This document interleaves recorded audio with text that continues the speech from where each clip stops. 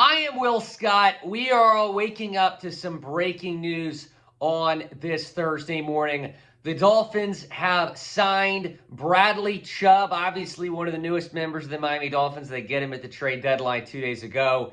They have signed him to a massive 5-year, $110 million extension. Tom Pelissero reported it along with Adam Schefter about 7 o'clock Eastern time this morning. So we're all waking up to the news here. But guys, this is why you subscribe, because regardless of where I'm at, I haven't even gotten into the office yet. We're gonna get you guys a video. So go down and subscribe and turn on your notifications, because when the Dolphins make a roster move like this, we're gonna get you guys a video ASAP. Bradley Chubb signing a 5-year extension. It is worth $110 million. So $22 million per year with incentives. It can be north of $111 million. As for the guarantees, $63.2 million fully guaranteed for Bradley Chubb, the newest edge rusher on the Miami Dolphins. So I'm curious to hear what y'all think about this down in the comments section. Go down, give me your one-word reaction to this extension. Chris Grier getting the job done, not wasting any time, getting a deal done here with Bradley Chubb. And after the trade deadline, when the Dolphins made a move, we were hearing a lot about how this was going to happen. Chris Grier at his press conference yesterday, as we talked about yesterday in Dolphins Today as well, said that the hope and the expectation was that there would be a long-term extension done with Bradley Chubb sooner rather than later. And then literally less than 48 hours after you make the move for him, you give him this massive extension. His agent, Eric Burkhart, also confirming it, saying nobody deserves it more than Bradley. New beginnings and blessings, my brother. Love you and proud of you. You already know what it is, but thank you for always believing in me to help you. So Eric Burkhart, his agent, also confirming that there has been an extension done here. So this means that Bradley Chubb is the 6th highest paid edge rusher in the game. And we'll go through the list here. But TJ Watt is the highest, the Pittsburgh Steeler, $28 million per year.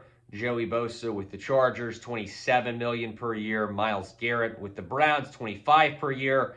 Khalil Mack with the Chargers as well, $23.5 million per year.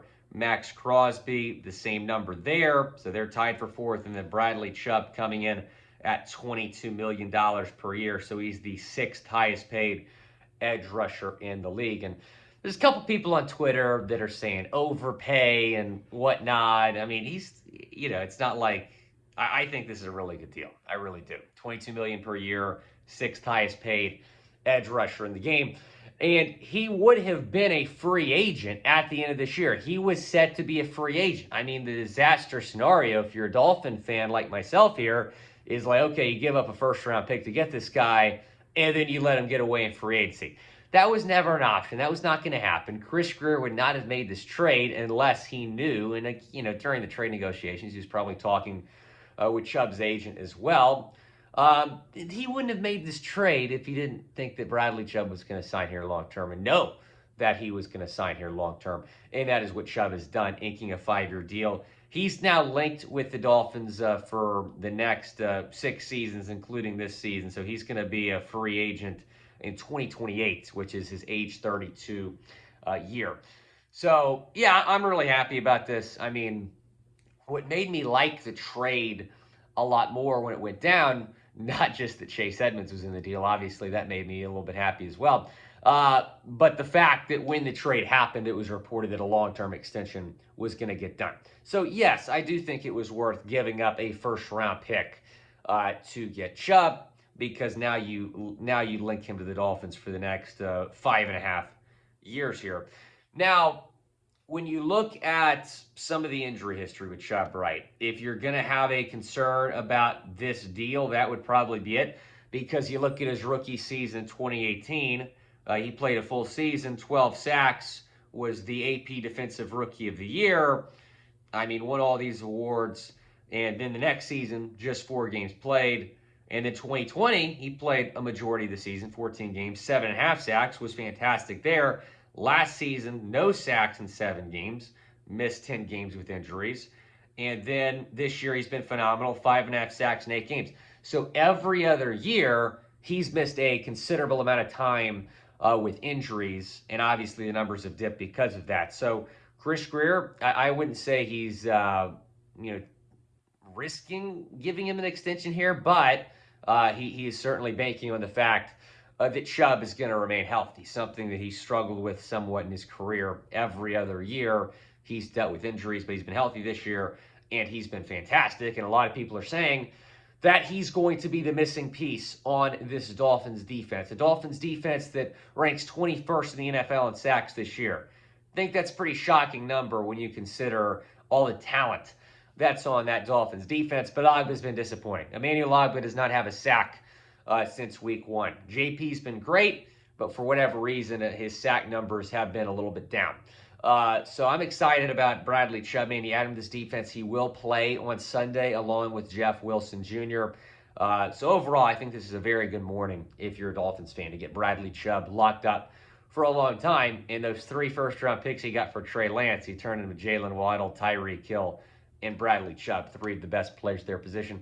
There's no doubt that Bradley Chubb is a top 10 edge rusher in the game, arguably a top 5 edge rusher, and you make him the 6th highest paid edge rusher in the game. And, the salary cap doesn't exist. Let's be real. You can restructure contracts. They restructured Jerome Baker's contract to make the trade happen the other day. So I'm not too worried about the cap consequences. If anything, what I'm worried about right now is, finding a room to pay Tua, because you're probably going to have to pay Tua at least after next season, if not after this season. But again, go down to the comment section.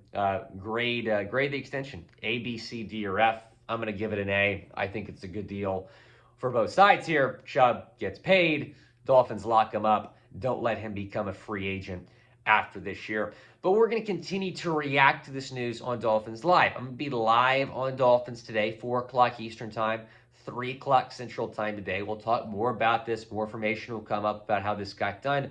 We're also going to talk about Sidney Jones and some free agents that the Dolphins can target. A lot of people were in my mentions yesterday on Insta and Twitter. Follow me on Twitter at WillScott44, Insta at WillieFins. But a lot of people were in my mentions saying, hey, did Sidney Jones go unclaimed? Yes, he went unclaimed. He's free to sign with any team. I expect that to happen here in the next few days. So keep it locked here, Dolphins Day. Subscribe, turn on your notifications, because if Sidney Jones signs, we're going to have a party here on Dolphins Day. He's the best corner free agent out there, and the Dolphins certainly need some depth at that position. A couple guys got claimed yesterday at the waiver wire, but Sidney Jones was not one of those names. So we'll talk about that on Dolphins Live. We'll get you guys a mailbag, and we're going to preview the game with the Bears. So a lot to talk about there. I'm feeling really confident about Sunday's game in Chicago, but look forward to seeing you all on Dolphins Live. We'll talk more about that. I'm going to head into the office right now, but if you would go down, hit that subscribe button, I'd certainly appreciate it, because I get you Dolphins news ASAP.